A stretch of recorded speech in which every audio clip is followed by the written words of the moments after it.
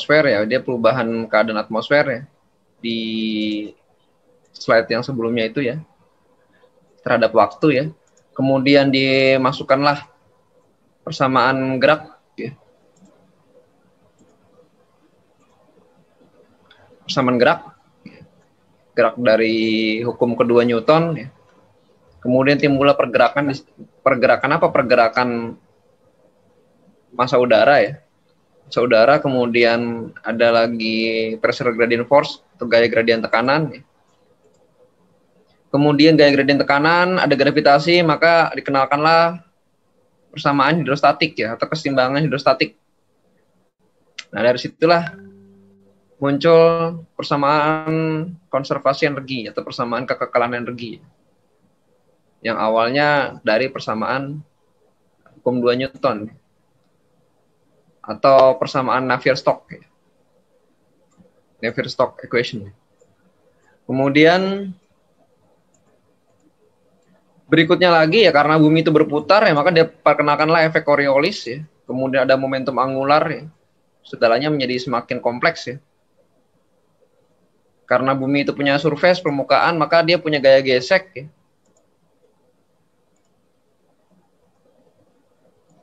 Maka timbullah ya jadi complicated kayak gini ya. Jadi ada bola berputar ya. Bumi kan bola berputar ya.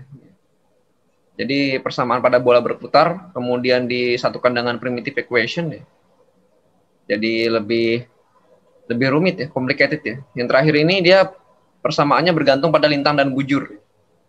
Ya, ini ada lintang, ada bujur ya, ada lambda, ada theta ya.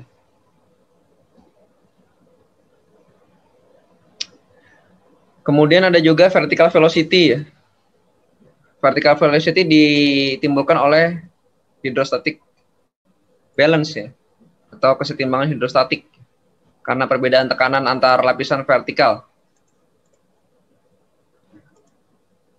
Oke, kemudian ada lagi vortisitas dan divergensi ya. Ini sudah diterangkan di meteorologi dinamis harusnya. Saya juga kurang paham nih meteorologi dinamis ini. Kalau di meteo ada 2 semester, di sini cuma 1 semester, apakah sampai sini apa enggak gitu. Jadi yang ada ini nih, yang ada kurul-kurul gini nih. Nah, ya. Turunan diferensial parsial. Oke, kemudian kita lanjutkan ya. Di pertemuan 3 yang makin sulit lagi ya. Sebenarnya sih nggak sulit ya. Ini sebenarnya udah harusnya sih penerapan dari persamaan metode numerik. Kan udah dapat kan metode numerik ya? Metnum udah dapat kan? Udah kan ya? Ya, belum? Sudah, Pak. Sudah, Pak. Ya. Sudah, Pak. Itu ada chat. Ada chat, isinya apa tuh ya? Saya lagi kalau lagi buka ini nggak bisa buka chat. Ada chat, isinya apa nih chatnya? Oke. Jadi bisa memecahkan persamaan diferensial pada suatu tata ruang grid ya. Dengan langkah-langkah waktu diskrit ya. Langkah waktunya diskrit atau time step atau discretization of time step ya. Arti istilah dari skema adveksi numerik ya. Jadi nggak perlu dihafal ya, yang penting tahu aja itu maksudnya apa gitu. Ya agak susah sih, cuman kalau udah belajar metode numerik nggak ini sih. Kemudian menjelaskan dispersi numerik, jadi dia akan menyebar ya, persebarannya itu secara numeris ya. Ini yang kalian kemarin mungkin buat apa sih belajar metode numerik ya? Buat ini ya. Finite difference ya. Finite difference ini dalam metode numerik bahasa Indonesianya apa nih? Apa bedanya? Apa bahasa Indonesianya? Kalian yang belajar metode numerik kan di Indonesia kan? Di sini apa bahasa Indonesianya? Finite difference. Udah kan ya di metode numerik ya? Udah kan? Sudah, Pak. Iya, apa bahasa Indonesianya? Apa bahasa Indonesianya? Finite difference. Saya cuma mau tahu bahasa Indonesianya aja.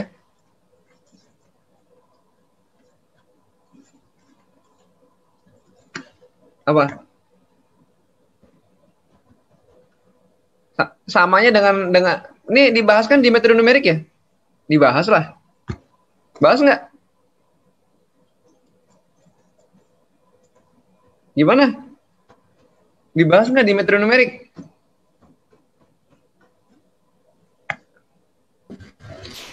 Izin Pak. Sepertinya Gimana? belum Pak. Masa belum ya? Iya Pak. Izin Pak, Oke lah ya. sepertinya itu yang di praktiknya Pak, yang teorinya tidak ada Pak. Yang di prakteknya ada kan? Kalau di prakteknya namanya apa nih? Bahasa Indonesianya aja, saya cuma mau nanya nih. Apa bahasa Indonesianya? Saya nggak tahu bahasa Indonesianya. Diferensiasi terbatas, Pak. Oh iya itu ya. Finite itu tertentu, terlingkup, terbatas ya. Ya, betul ya. Diferensiasi terbatas ya itu ya. Ya finite difference itu ya. Oke ya. Jadi awal mulanya ada J ya. Ini sesuatu ya. Sesuatu ini ya. Kemudian ini ada nilainya, kemudian ini tidak ada nilainya, ini tidak ada nilainya ya. Ketika ini tidak ada nilainya, maka ini adalah ada perubahan dari J ke J plus 1. J itu apa saja ya? J itu apa saja, bisa titik, bisa waktu, bisa, kita belum tentukan J-nya apa. Dan seterusnya ya. Ini harus ada perubahan ini. Nah, perubahannya itu dalam pemodelan iklim itu ditentukan melalui ekspansi Der-Taylor. Pasti udah belajar juga, mesti udah belajar. Di persamaan diferensial udah belajar. Ada. Kemudian pendekatan daripada finite difference tadi ya, itu ada dibagi jadi 3 pendekatan ya. Pendekatan maju ya. Kemudian pendekatan mundur. Ini ya, ini maju, ini mundur gitu aja ya. Dan juga centered ya, centered itu terpusat ya. Centered difference ya. Ini kalau di praktek metode numerik harusnya udah belajar. Udah belajar kan ya? 3 ini kan? Yang maju, yang mundur, yang terpusat ya. Kalau yang maju ini udah saya terjemahin nih. Ini forward, backward, sama centered ya. Ini ada forward difference, ada backward difference, ada centered difference. Oke ya. Kemudian ya. Jadi ada pendekatan orde 4 untuk turunan pertama, kemudian ini pendekatan orde 2 untuk turunan kedua. Oke. Jadi forward difference ya, daripada turunan pertama, kemudian backward difference daripada turunan pertama ya, atau first derivative ya. Nah, ini dia berarti turunan pertama, ini turunan kedua ya. Kalau turunan pertama dia pakai orde 4, turunan kedua dia pakai orde 2. Oke, sehingga dari tadi ada difference tadi, maka kita punya persamaan adveksi linear. Adveksi itu ngalir ya. Kita anggap turunan materi hanya menggunakan satu dimensi ruang. Satu dimensi ruang, misalnya X dulu lah. Untuk kuantitas yang tetap. Oke, dalam bidang alir dengan kecepatan konstan UO ya. Jadi ini adveksi linear ya. Dia penjalaran ya. Penjalaran sesuatu lah. Sesuatu itu belum ditentukan apa. Itu ya. Jadi kecepatannya konstan. Kecepatannya konstan. Itu memunculkan persamaan adveksi linear yang kayak gini ya. Jadi turunan suatu fungsi terhadap waktu itu adalah 0. Ya. Karena dia kecepatannya konstan. Ya. Jadi percepatannya 0. Oke. Kemudian ya. Nah, ini persamaan adveksi linear ini harus punya kondisi awal dan kondisi batas ya, atau kita sebut tadi finite difference. Kemudian kita coba dengan memasukkan solusi gelombang ya, dia pakai cosinus di sini ya. Kemudian kita substitusi ya. Dan maka dapatlah persamaan omega sama dengan min U0 ya, kecepatan ya, dikali dengan konstanta ya.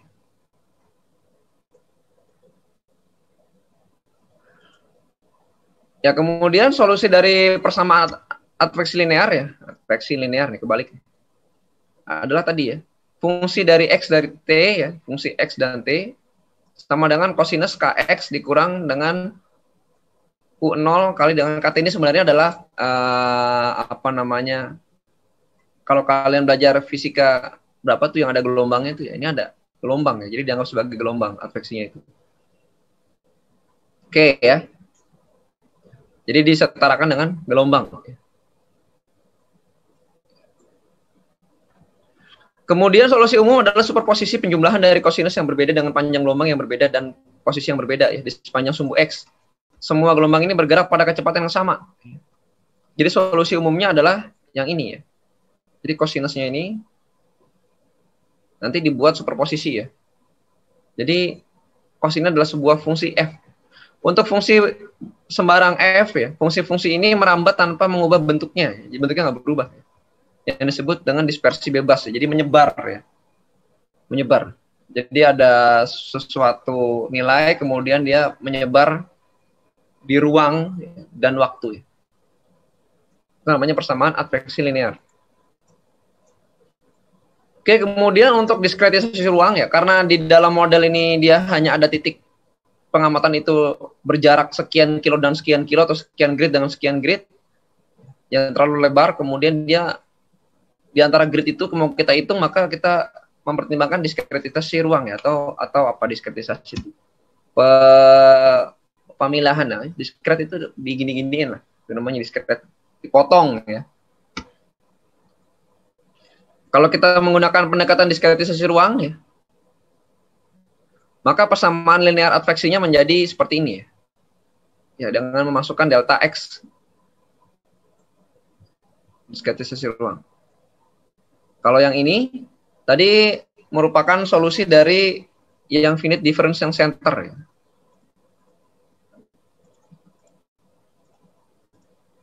Nah, ini yang center ya. Solusi dari yang center, yang terpusat.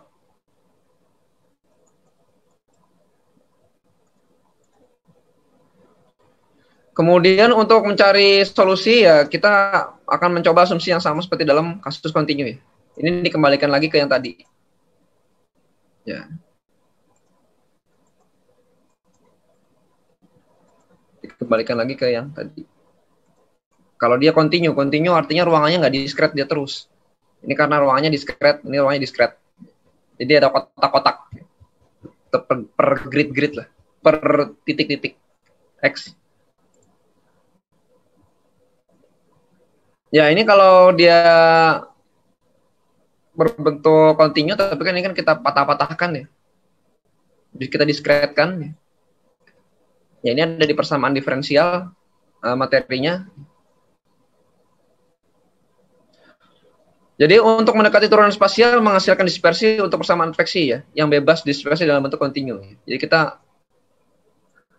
di dalam pendekatan pemodelan itu kita seolah-olah dia itu kontinu, tapi ternyata gridnya nggak kontinu kan. Nah, ini ntar kayak gini nih. Ini kalau ada titik air jatuh, ini kan dia kan terdispersi ya. Jalan gitu ya, menjalar.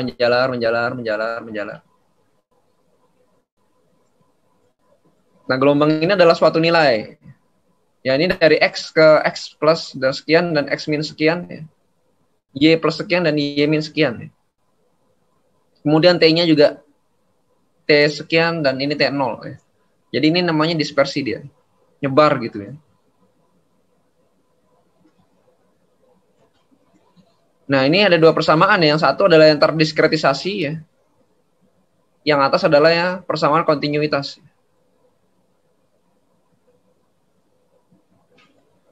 Jadi gelombang permukaan yang ini dalam bentuk nyata ya. Ini nggak ada di pemodelan ini, bentuknya nyata.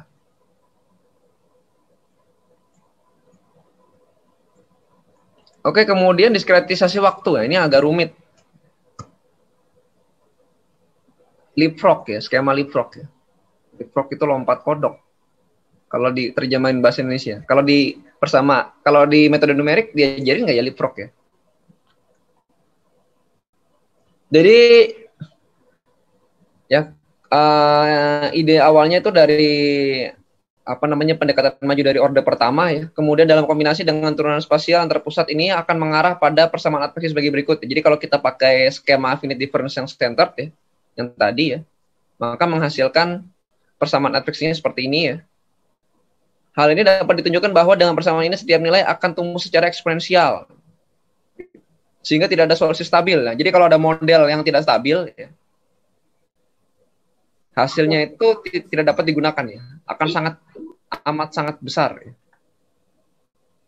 Nanti kita juga akan menjalankan nantinya ya, kalau udah install WRF ya, kalau ada kesalahan skema, ya, kesalahan pemilihan skema, nanti akan menghasilkan error atau tidak stabil persamaannya itu. Jadi angkanya nggak keluar karena terlalu besar dia. Komputasinya out of memory biasanya. Nah itu diakibatkan oleh adanya persamaan adveksi yang tidak stabil. Kalau salah pakai skema ya, jadi skema itu harus cocok deh. Persamaan yang satu dalam persamaan yang lain harus cocok. Kalau nggak cocok, nanti out of memory gitu. Nah, out of memory itu bukan komputernya nggak kuat. Mau dipakai HPC yang paling gila pun akan out of memory ya. Karena tumbuh secara eksponensial. Asal mulanya dari sini ya. Dari diskretisasi waktu ya. Solusinya gimana? Solusinya ya harus dicocokkan ya. Dengan skema leapfrog ya. Leapfrog itu lompat kodok. Ada nggak ya di metode numerik ya? Saya nanya aja nih, karena saya nggak belajar metode numerik di sini. Apa namanya, apa bahasa Indonesianya nih? Leapfrog nih. Diajarin nggak?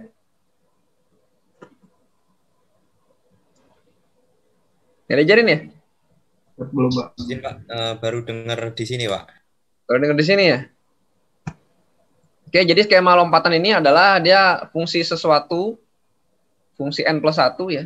Itu berdasarkan fungsi sebelumnya ya.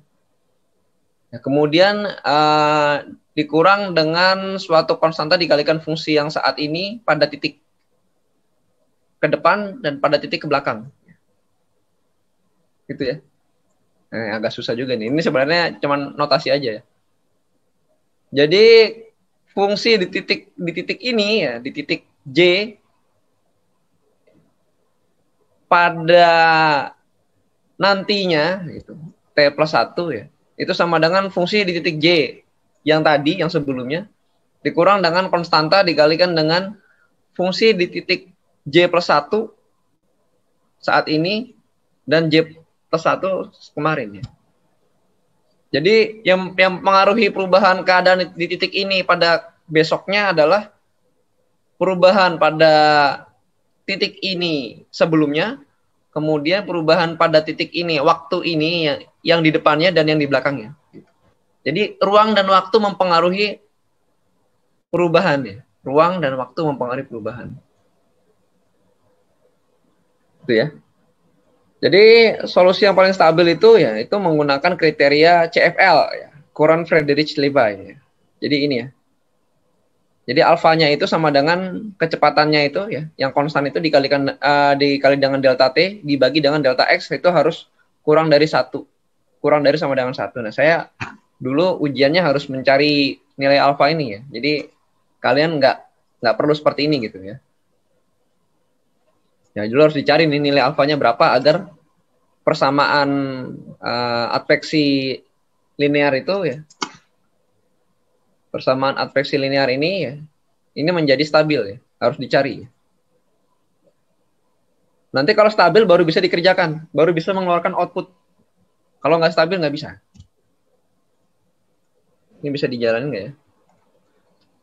Ya, jadi ini adalah adveksi ya, solusi dari leapfrog ya. Jadi dia bisa berjalan itu ya. Kalau di sini ada data di jalan terus gitu ya. Sehingga nggak eksponensial, jadi makin besar gitu, enggak ya. Ya ini kerjakannya pakai tadi ya, pakai persamaan tadi ya. Jadi memodelkan perubahan dari ini kan ada titik, tiba-tiba ada nilainya ya, ini dari persamaan tadi. Sehingga kalau kita running itu dia T-nya itu berubah ya. Di setiap titik berubah. Kemudian skema order 2 ya. Second order dari waktu ya, ada upwind dan downwind. Ini agak sedikit ribet lagi ya. Jadi ada upwind, ada downwind. Kalau upwind itu jika O-nya itu lebih besar dari 0, kalau downwind itu O-nya itu kurang dari 0. O itu tadi adalah kecepatan konstan dari suatu paket gelombang tadi ya. Oke, ini juga akan stabil kalau kriteria CFL-nya, Coulomb Friedrich Level-nya sama seperti tadi, alfanya sama dengan UO kali delta T dibagi dengan delta X kurang dari sama dengan 1.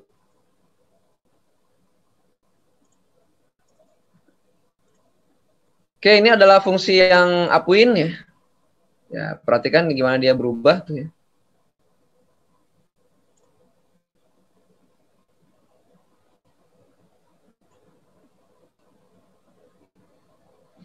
Kemudian ini adalah yang downwind.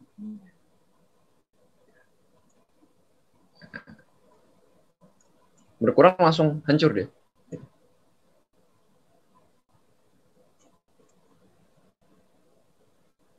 Oke, kemudian ada lagi skema Lex-Wendroff ya. Lex-Wendroff. Kriteria stabilitas menjadi dalam 2 dimensi lebih ketat. Oke, 2 faktor akar ya. Jadi hal-hal yang lebih rumit jika mempertimbangkan adveksi nonlinear. Kalau adveksi linear kan kecepatannya konstan, kalau adveksi nonlinear kecepatannya tidak konstan. Ini akan menjadi lebih rumit lagi ya. Definisinya adalah seperti ini ya. Jadi fungsi dari titik J pada N plus 1 itu sama dengan fungsi yang sekarang ya, itu dikurang dari konstanta ya, alfa dibagi 2 dikalikan dengan yang di J plus 1 di titik yang ke depan ya. Saat ini kemudian titik yang ke belakang kemudian ditambah dengan alfa kuadrat dibagi dengan 2 dari fungsi J saat ini untuk titik depannya, titik belakangnya ya. Kemudian, ini pakai ini kuadrat ya. Apa namanya, persamaan kuadrat ini ya, dari alfanya. Dikuadratkan ini. Oke, kalau adveksi fungsi yang pakai skema Lex-Wendroff itu dia kayak gini. Jalannya kayak gini.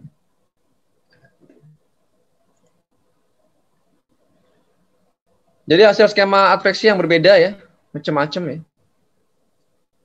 Ada yang pakai pendekatan Euler, kemudian ada yang pakai dengan upwind ya. Kemudian ada yang pakai dengan Lex-Wendroff, kemudian ada yang pakai leapfrog ya. Jadi yang garis ini adalah analitik ya, solusi analitik. Kemudian yang ini adalah numerik ya, pendekatan numerik. Kalau dilihat yang paling bagus yang mana? Yang paling bagus itu yang mana ya? Yang paling bagus adalah harusnya yang mendekati ini ya. Yang mana yang mendekati ya? Yang mendekati adalah yang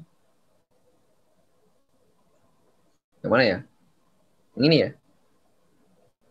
Upwind ya. Skema upwind. Kalau ini dia ada kayak gininya.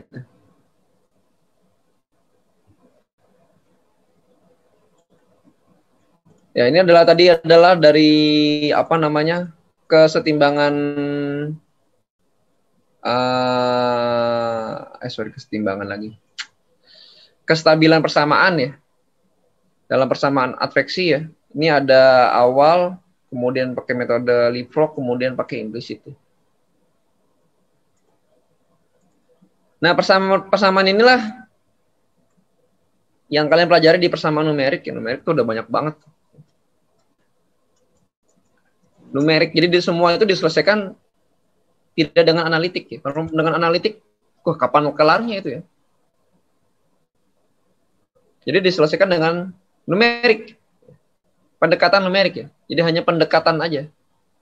Pendekatan saja. Ya. Jadi prediksi cuaca yang diusulkan sebagai masalah nilai awal deterministik ya berdasarkan hukum fisika pada tahun 1904 yang pertama adalah Wilhelm Bjerknes ya. Ini yang pertama nih, Wilhelm Bjerknes. Kemudian yang kedua adalah Louis Fry Richardson. Jadi prediksi cuaca numerik pertama diperkirakan tahun 1922. Dia melakukan pendekatan numerik pertama 22 ya. Bisa dibayangkan orang itu pintarnya bagaimana. Tahun 22 tuh udah belajar metode numerik gitu. Perhitungan dilakukan dengan tangan ya. Yang mengambil 1 tahun untuk perkiraan 24 jam. Jadi perkiraan 24 jam besok itu diambil data setahun. Jadi perkiraan ini tidak bekerja. Sebagian karena kriteria CFL itu dilanggar dalam keadaan awal tidak seimbang, jadi nggak bisa dibuat angkanya ya, karena terlalu besar ya. Karena belum pakai tadi kriteria CFL tadi yang alfa sama dengan UO dikalikan dengan delta T dibagi dengan delta X, yaitu kurang dari sama dengan 1. Kemudian ya, ini ada John von Neumann. Jadi solusi numerik dari persamaan atmosfer disederhanakan di Princeton pada 1950 ya. Jadi ini perkembangannya ya. 1950 ini udah disederhanakan solusi numeriknya ya. Kemudian Edward Lorenz ya. Nah, kemarin penemu teori Lorenz ya. Ya, jadi dia menyempurnakan persamaannya lagi ya, intinya gitu ya.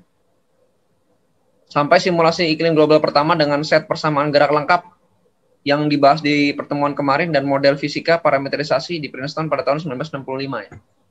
Princeton US ya. Jadi tahun 65 yang pertama kali ada. Jadi sejarah singkatnya yang pertama dari Louis Fry Richardson ya. Kemudian von Neumann ya. Jadi di sini ada persamaan dasar, kemudian prediksi cuaca numerik, kemudian ada Norman Phillips ya.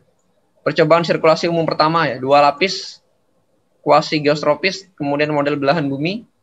Kemudian ini adalah 9 model persamaan primitif. Kemudian sekarang ya udah makin banyak ya. Yang paling terkenal ya UCLA ya. Dan Boulder, NCAR dan UCLA ini. Kemudian ada UK Met Office ya. Kemudian 1980 simulasi model pertama ditambah, kemudian 1980 baru muncullah model-model seperti AMIP, CEMIP ya. Kemudian ensemble yang pertama tahun 2000 ya. Kemudian 2004 multimodel ya, ensemble. Kemudian 2007 udah bikin skenario iklim ya, IPCC ya. Dan seterusnya. Jadi untuk memecahkan persamaan ini ya, kita merepresentasikan bumi ya dengan sebuah grid kotak. Jadi kira-kira itu satu gridnya itu, satu kotaknya itu kalau 1 derajat itu sekitar 115 km kira-kira ya. Kemudian juga kalau ocean ke dalam itu dibagi berlayar-layar ya, bergrid-grid, ke atas juga dibagi bergrid-grid. Jadi 3 dimensi, kalian bayangkan ini kan nggak dikerjakan manusia. Kalau dikerjakan manusia kapan selesainya ini? Perkiraan buat besok selesai dalam waktu 50 tahun mungkin. Ngerjain. Kalau dihitung pakai kalkulator ya. Ini pakai komputer ya.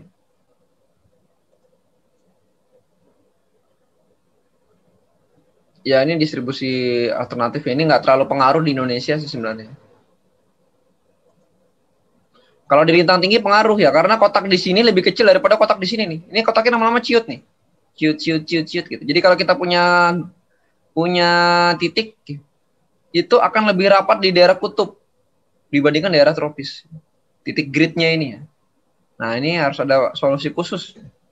Yang untungnya di Indonesia nggak usah puyeng-puyeng mikirin itu.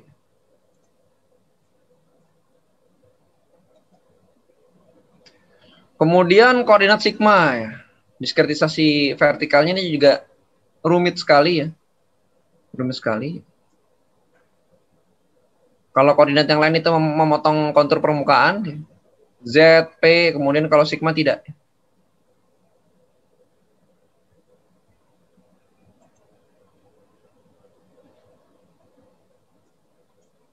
Kemudian Ada juga dekomposisi Fourier ya. Dari fungsi periodik di dekomposisi ya. Ini untuk menjelaskan ini sebenarnya. Ya, bola harmonik. Jadi fungsi daripada pemodelan iklim dalam bentuk bola harmonik. Ya, ini ya.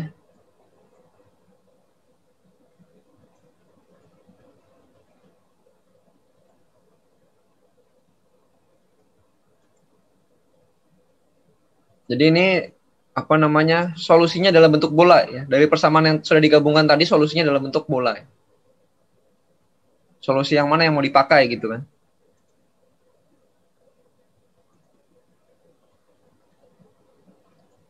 Sehingga ada model yang dia itu bentuknya spektral ya. Contohnya model Ekham ya.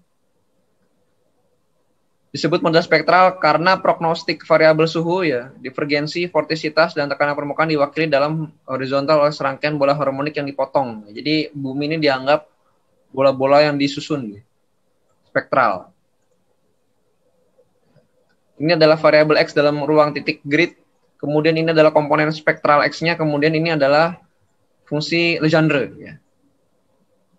Jadi ini fungsi Legendre. Dengan lambda itu bujur, kemudian lintang, koordinat vertikal waktu. Kemudian M itu bilangan gelombang zonal, N itu indeks meridional. Ya. Kemudian N itu parameter pemotongan, T42 itu pemotongan segitiga dengan N sama dengan 42. Ya. Jadi nanti dalam pemodelan iklim itu ntar dikenal ada T30, T42. Ya. Artinya ini dipotong ini. Bumi ini disekat-sekat gitu. Ini lebih teknis sih. Kalian nggak akan puyeng-puyeng sampai sini sih. Cuman minimal tahu aja itu apaan gitu ya. Ini juga bukan dibangun satu orang ya. Ini dibangun oleh beberapa orang-orang jenius ya. Banyak nih orang jeniusnya. Satu orang doang nggak sanggup juga. Oke, kalau yang penasaran dengan persamaannya, suka matematik, silakan dibaca-baca bukunya yang cari aja bukunya tentang persamaan diferensial pada pemodelan iklim ya. Kita tadi cuman mengupas saja di dalam pemodelan iklim itu ternyata nggak cuma satu fungsi di satu titik ya. Karena itu namanya analitik ya. Jadi kalau kita ngerjain persamaan satu titik itu, wah berapa itu? Berapa lama? Jadi ada satu persamaan yang dibikin pendekatan numerik gitu. Jadi ini satu persamaan dibikin pendekatan numerik. Jadi nggak pada grid ini persamaannya ini, grid ini persamaannya ini, grid ini persamaannya ini, diulang lagi ke atas, ulang lagi ke bawah. Nggak, jadi dia langsung. Maka kita tadi belajar finite difference ya, diskretisasi adveksi linear ya, adveksi linear. Kemudian dia itu juga diskretisasi ruang, ya, adveksi linear tadi. Itu kita lebih menggunakan perbedaan center ya, terpusat, adveksi linear tadi ya. Kemudian untuk yang diskretisasi ruang juga iya ya, diskretisasi ruang tadi ya. Adveksi linear berarti dia diskretisasi ruang menggunakan pendekatan terpusat. Kemudian ada waktu juga, diskret waktu menggunakan skema leapfrog. Karena kalau pakai pendekatan forward dari Euler itu dia tidak stabil. Persamaannya tidak stabil. Oke, karena itu maka ada kriteria CFL agar persamaan diskretisasi waktu itu stabil ya. Itu sama dengan alfa sama dengan kecepatan konstan dikalikan dengan perubahan waktu dibagi dengan perubahan X itu harus kurang dari sama dengan 1 ya. Itu namanya CFL. Kurang Friedrich-Levi kriteria CFL.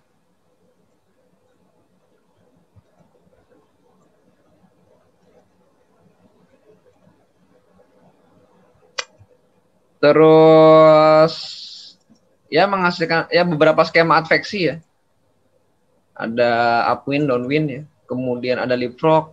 Bentuknya begini ya. Ini di play aja nih jalan sendiri ya. PPT-nya belum saya kasih ntar.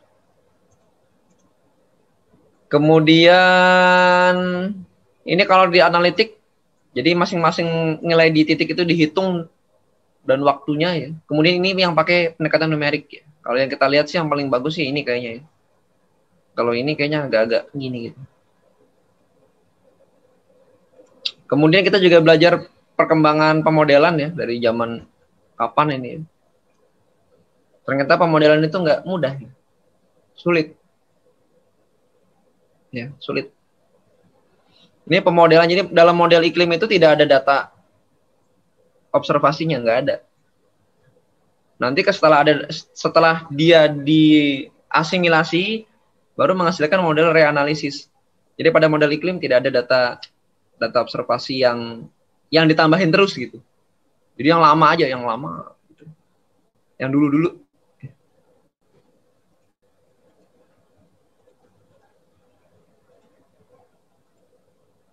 Oke, itu aja ya. Ya saya tahu kalian bingung itu. Sama saya juga dulu. Intinya kalian tahu dulu lah. Itulah, intinya tahu dulu. Prakteknya sih nggak sesulit ini. Praktek menggunakan model ya. Kita bukan memodelkan. Susah bikin model tuh. Kalau kalian itu nggak dari matematik, nggak bisa bikin model. Nggak bisa. Syaratnya harus dari S1, S2, S3 matematik baru bikin model. Atau S1, S2, S3 computer science. Tapi nggak juga sih, computer science nggak bisa, nggak nyampe juga dia. Orang-orang computer science. Kalau nggak matematik, harus matematik. Harus dari matematik. Kalau dari kita yang belajar di iklim ini ya belajar makainya aja, sama yang penting tahu aja caranya, ceritanya gimana gitu. Sama kalian kalau misalnya melihat handphone itu, wah kalau diterangin itu gimana cara dia bisa menghasilkan gambar sekian pixel, bingung itu. Ini ceritanya lagi ngupas caranya gimana. Tapi kan kalau kalian pakai handphone kan bisa-bisa aja kan. Dikasih handphone 3 bulan itu juga udah jago ngapa-ngapain. Ya kalian bayangkan aja itu dikupas semua tuh. Gimana caranya dia bisa di-swipe itu persamaannya apa gitu. Layar LCD bisa di-swipe itu apa persamaannya gitu. Susah kan? Susah banget. Dalamnya ada giroskop, jadi kalau digini-giniin itu dia bisa misalnya ada game yang kalau digini dia ke kanan, digini ke kiri. Susah. Ibaratnya kita lagi bongkar-bongkar itunya aja ya. Yang penting kalian tahu asalnya dari mana gitu. Tapi kita nggak akan sampai ke sana ya. Kita nggak akan ngoprek-ngoprek model dalam arti gimana. Kita cuman ya paling luar-luarnya aja, kulit-kulitnya aja. Modif-modifnya aja. Jadi ibaratnya user smartphone ya. Kita cuman uninstall program aja di situ gitu. Make, nyopot, pakai copot gitu. Kita nggak akan ganti komponen di dalamnya ya. Kemudian kita nggak akan gimana caranya ini kalau LCD-nya rusak ini gimana, nggak gitu. Cuman kulit-kulitnya aja ya. Jadi jangan khawatir, tapi tetap dibaca, tetap ngerti ya. Jangan sampai nanti bingung ini apa maksudnya diskretisasi waktu ruang gitu. Gitu kira-kira, silakan ada yang mau tanya. Kalau ada yang mau tanya silakan. Bebas, tanya bebas.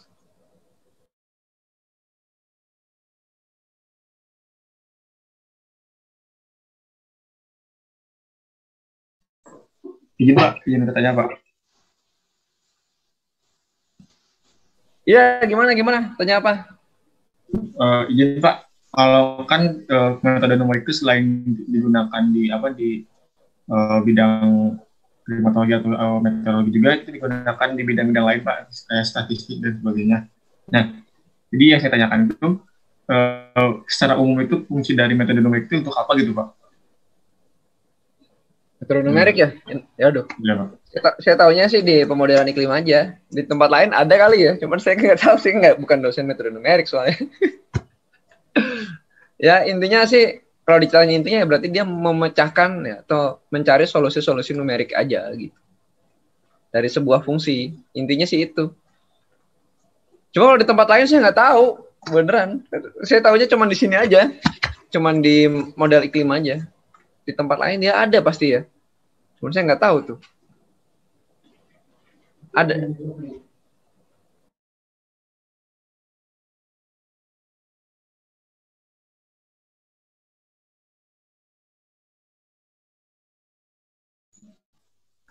Ya, gitu ya, Firman ya. Siapa? Iya, ya, ntar tanya dosen yang ngajar metode numerik aja. Saya nggak paham juga, cuma tahu di sini aja. Silakan, silakan.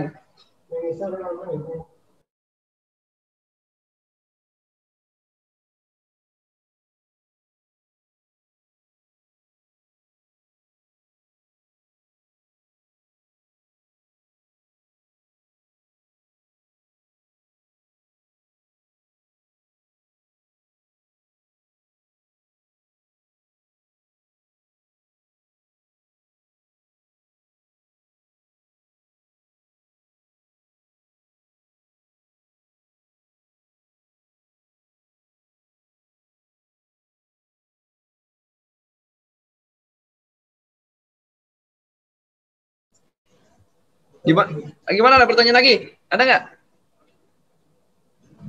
Izin Pak, Iya, siapa? Asma, gimana? kalau di buku kan ada yang skema-skema itu, ada yang skema LUX juga. Nah, terus itu kalau perbedaan skema LUX sama skema Lax-Wendorf itu apa, Pak? Kok Ada bisa ya? dibedain? Ada di Iya, buku ya? Saya nggak paham juga itu. Bedanya apa tuh? Ya, saya cuma tahu penerapannya aja di mana? Di pemodelan iklim ya. Nanti berarti kalian lebih tahu lah. Saya kalau nggak tahu, saya bilang nggak tahu itu. Tanya ke dosen metode ini, numerik. Ya. Siap, Pak. Siap. Terima kasih, Pak. Iya. Jadi fungsi-fungsi itu tujuannya untuk mencari kestabilan ya, fungsi ya. Dari adveksi linear ya. Itu adalah skema-skema adveksi linear. Kita kalau salah pakai skema, nggak matching, jadi error. Nanti ketahuan saat running di mana? Di WRF ya. Itu kita akan menyamakan skema tuh situ. Nah, skemanya pakai apa nih? Ini kalau misalnya pakai upwind, di sini juga harus pakai upwind gitu, biar nyambung. Kalau di sini upwind, di sini pakai yang lex, dia nggak ini dia. Nggak bisa. Akan error dia. Kalau error itu tandanya nanti out of memory. Ya Pak. Out of memory nanti. Kalau out of memory itu berarti angka yang dihasilkan tuh eksponensial, dia membesar dia angkanya. Besar. Sehingga komputernya hang dia. Out of memory gitu. Atau memory dumping gitu. Atau kalau di laptop blue screen tuh. Tiba-tiba biru gitu. Tapi itu nggak sampai biru kita bikin. Gitu ya. Di sini ada yang matematikanya jago nggak? Kalau dia matematikanya jago nanti kerjanya pemodelan.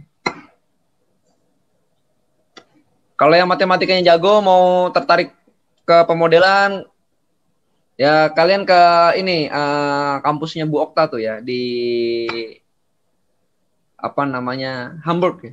Tapi yang sebelahnya. Jadi itu satu institusi cuman yang sebelahnya. Atau lebih tepatnya kampusnya Pak Edwin. Kampusnya Pak Edwin ya. Beliau itu ahli pemodelan. Jadi seberang-seberangan kampusnya Bu Okta sama kampusnya Pak Edwin itu, kampusnya Bu Okta di sini, kampusnya Pak Edwin di sini gitu. Ini kayak gedung rektorat sama perpustakaan aja. Cuman dibatasin jembatan doang. Gitu ya. Itu di situ tuh ya itu dia ada di MPI namanya. Max Planck Institute Hamburg ya. Jadi ada suatu institut kecil ya. Tapi dia ngerjain pemodelan di Max Planck. Atau juga bisa ngambil di US. Tapi kalau di US itu mahal, susah misalnya. Agak susah di US itu, mahal. Kalau di Jerman itu gratis, kuliah itu gratis di Jerman. Cuman bayar 5 juta satu semester. 5 juta rupiah satu semester. Ya, kalau di kampus negerinya 5 juta rupiah satu semester. Jadi kalau kalian mau keluar negeri ya ke Jerman aja. Kalau ke UK itu kalau ada ini aja bantuan aja riset. Jadi kalau nggak ada bantuan juga mahal juga. Gitu ya. Saya harap sih ada yang lanjut terus ya kuliah ya. Di sini ada yang bisa bahasa Jerman nggak? Ada nggak? Nah, kalau mau sekarang kursus itu jangan bahasa Inggris. Bahasa Inggris itu udah di mana-mana soalnya nggak usah kursus, bisa sendiri itu. Nonton TV aja terus lama-lama bisa. Ya. Nonton TV bahasa Inggris, terus dengerin lagu ya. Nah kalau mau kursus bahasa Jerman, karena di Jerman kuliah gratis banget gratis. Jadi bayar SPP-nya 5 juta tadi ya, udah ya. 5 juta buat, itu juga bukan buat SPP, itu buat tiket transportasi kemana saja, kapan saja, mahasiswa. Sampai bosan naik bis tuh. Jadi gitu. Oke ya. Ada lagi ingin bertanya?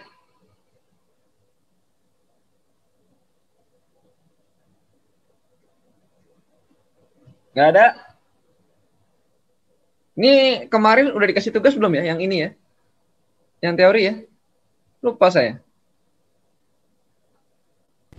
Siap, sudah Pak. Apa ya tugasnya ya? Bentar, saya buka dulu.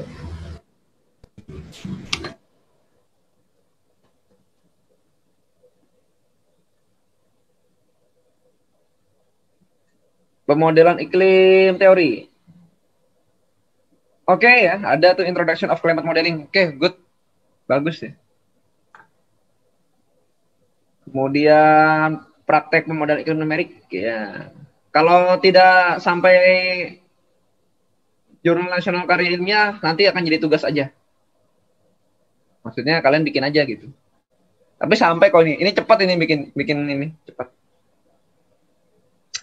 Kemudian ini juga analisis perubahan iklim. Oke, udah. Statistik keterapan. Oke, udah. Oke, iya.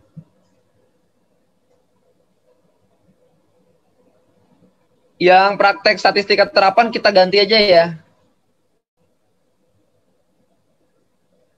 Statistik keterapan kita ganti nggak jadi jurnal ya. Nggak jadi jurnal nasional ya. UASnya nggak jadi jurnal nasional. Itu ngerjain project aja. Projectnya dari saya aja. Kalian kerja sendiri. Bikin aja ya. Ntar kita ada project. Oke, tolong dicatat ya. Saya suka lupa nih. Yang praktek statistik keterapan kita akan ganti ya. Diganti menjadi project aja. Yang UASnya.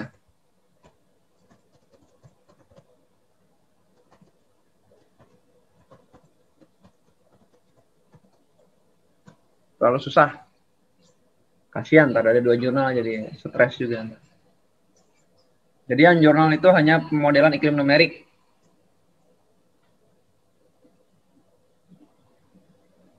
Oke, sip.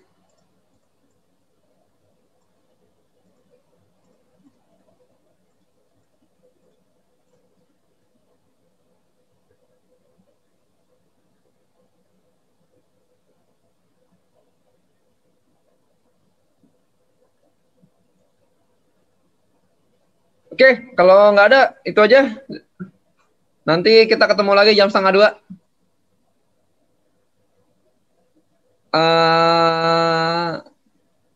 Mudah-mudahan udah bisa dipakai komputernya. Tadi saya juga udah lihat yang belum bisa cuma 2 PC lagi. Oke, itu aja ya. Ntar lagi ya.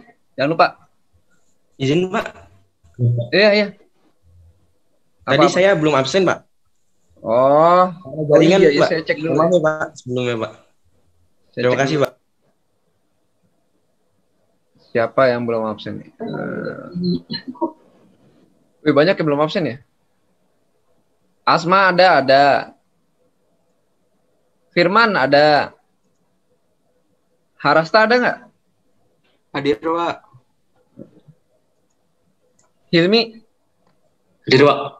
Oh iya deh. Lutfi. Hadir, Pak. Irfan. Siap hadir, Pak. Rensi. Ada nggak Rensi? Rohmat. Hadir. Hadir ya? Wah, nge-lag sekali ya. Rohmat tadi ya. Itu Rensi kenapa gitu ya? Ngalun dia. Hadir, Jaringannya Pak. ya? Iya. Oke ya, kita ketemu lagi ntar siang. Siap, Pak. Ya, sampai jumpa. Ya, Pak. Terima